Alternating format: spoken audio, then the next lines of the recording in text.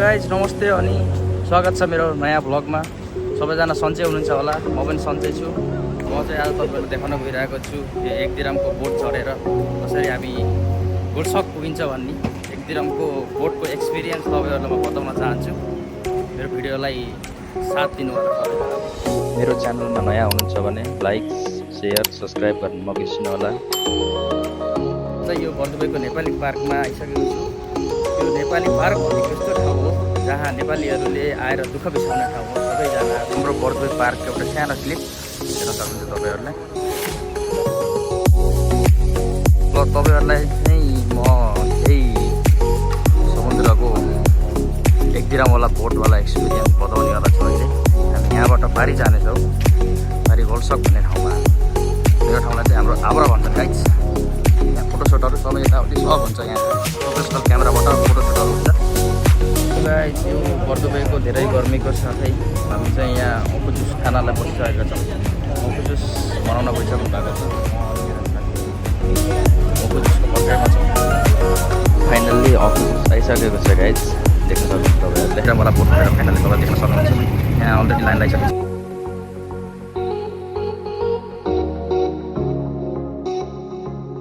हामी चाहिँ पारी जानको लागि यहाँबाट एकदिरामवाला बोटमा चढ्दैछौँ।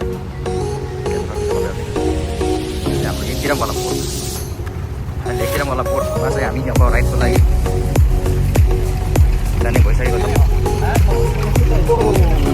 ल उताबाट आउन मिल्छ। ल हामी चाहिँ फाइनल्ली सकेको छौँ यहाँबाट। यो एकदिरामवाला बोटको राइडको एक्सपिरियन्स भनेको मेरो one of the best experience भएको छ। किन भन्दाखेरि तपाईँहरूले देख्न सक्नुहुन्छ एकदिराममा तपाईँहरू यति मजाले यति आनन्दले यति राम्रो भ्यूको साथमा तपाईँहरू इन्जोय गरेर जान सक्नुहुन्छ। त्यसैले चाहिँ मेरो यो एक्सपिरियन्स भनेको one of the best experience बन्न सफल भएको छ। तपाईँहरूलाई कस्तो लागेको छ यो बोट राइड कमेन्ट गर्नु होला।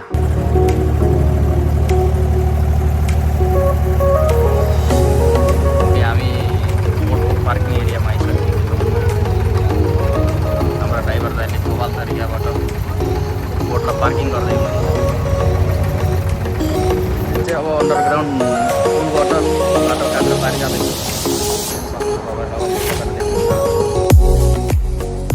यसैको साथमा तपाईँहरू सानो सिनेमेटिक भ्यू देख्न सक्नुहुन्छ।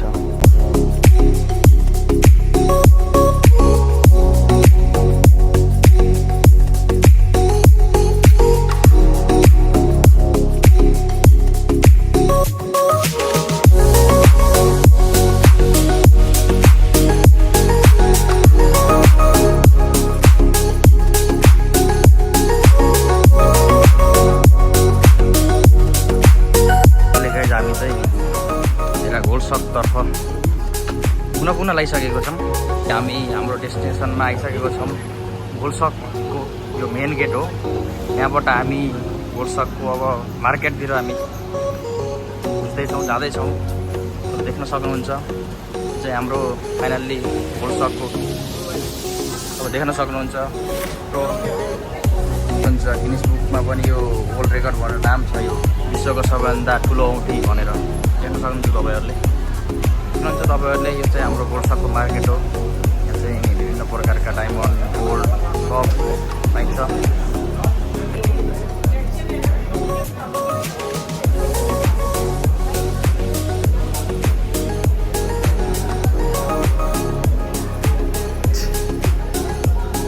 धन्यवाद सबैजनालाई साथ दिनुभएकोमा। यो भिडियोमा लाइक सेयर सब्सक्राइब गरेर नबिर्सिनु होला।